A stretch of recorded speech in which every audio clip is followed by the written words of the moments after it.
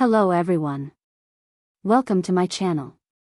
Today I'm bringing you a long-form, text-to-speech friendly deep dive about Cemre and Gökberk, two names that turned Rüzgarlı Tepe from a hit drama into a genuine cultural moment.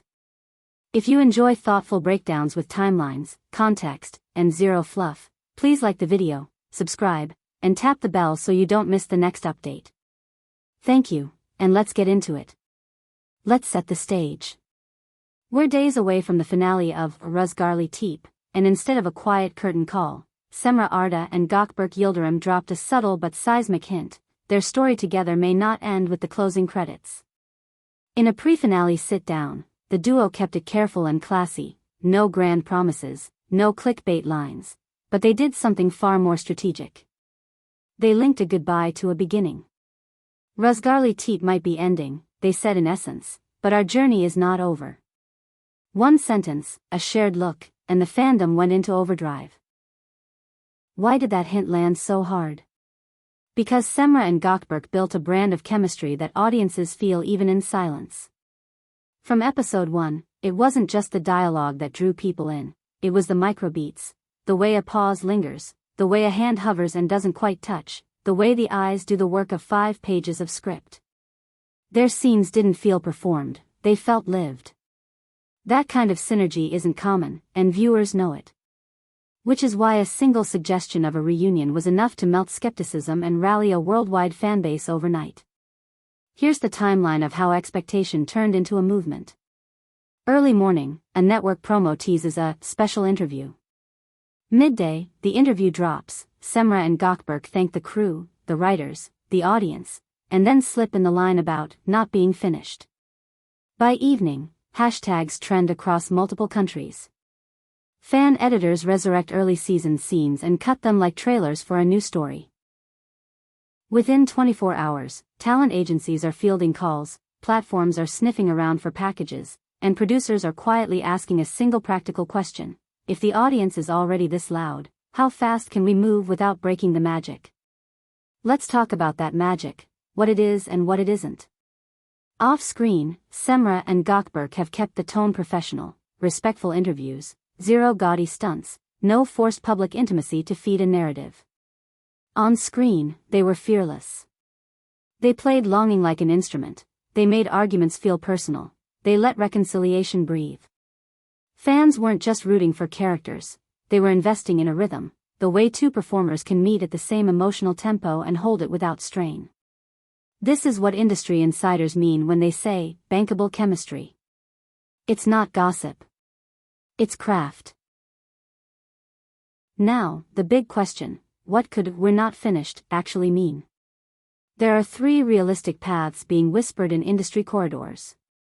First, the streamlined reunion. A limited series with a focused arc, 8 to 10 episodes, a story that burns hot, ends clean, and drops all at once on a major platform. Think adult tonal register, higher production values, and a narrative that leans into the grounded romantic intensity audiences already associate with them. This option is attractive because it respects both schedules and keeps the demand crescendo intact. Second, the prestige pivot. A character-driven feature or miniseries that gives Cemre and Gökberk a new color palette, slower burn, deeper interiority, a director who prizes the unspoken. This is the kind of project that can travel through festivals, pick up award chatter, and cement them not only as fan favorites but as a marquee acting duo with range beyond their breakout. Third, the event drama. A weekly, high-stakes series with a broader ensemble. This route is riskier, more episodes, more moving parts, and the challenge of sustaining heat over a long season, but if done right, it could replicate the phenomenon of Rüzgarlı Tepe at a larger scale, with international distribution baked in from day one. Notice what's missing from all 3 paths: empty fan service. Any reunion that works will have to be earned on the page. That's the non-negotiable. Cemre and Gökberk can carry a scene to the moon, but even the best chemistry needs a script that trusts them with complex beats, well-built conflicts, and quiet moments that matter. What about the finale we're about to see? Both actors urged viewers not to miss it, promising something emotional, shocking, and worthy of the journey.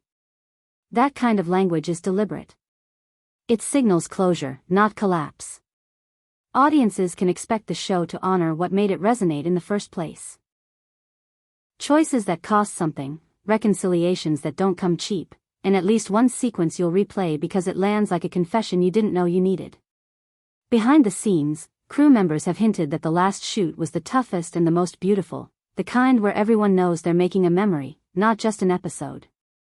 Let's zoom out to the business reality that follows a hit. When a pairing like this clicks, smart producers move from "can we" to "how do we protect it?" Expect tighter story curation, a leaner promo cycle, and guardrails around personal speculation.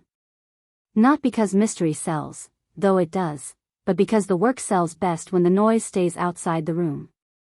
If you suddenly see fewer joint interviews and more craft-focused features, table reads, rehearsal clips, character studies, that's not distance, that's design. Of course, the public conversation will still swirl. Some will call any reunion plan a calculated strategy, others will frame it as destiny. The truth lives somewhere less dramatic and more professional. Cemre and Gökberk earned the right to be asked back together by making the hard parts look easy for months on end. The most respectful thing an audience can do now is measure expectations by that same standard. Expect excellence, not gossip. Demand writing that respects your intelligence. Reward the work, not the rumor. A quick note on fandom, because your role is not passive. The reason executives are listening is not simply ratings, it's the coherence and stamina of the community that grew around these two names. When the fans keep their focus on craft, show up for premieres, push for international subtitling, and avoid feeding low-credibility narratives, they create a market where quality is the winning currency. If you want Cemre and Gökberk together again soon, this is the most effective pressure you can apply. Make thoughtful engagement the loudest sound in the room. So, where does that leave us today?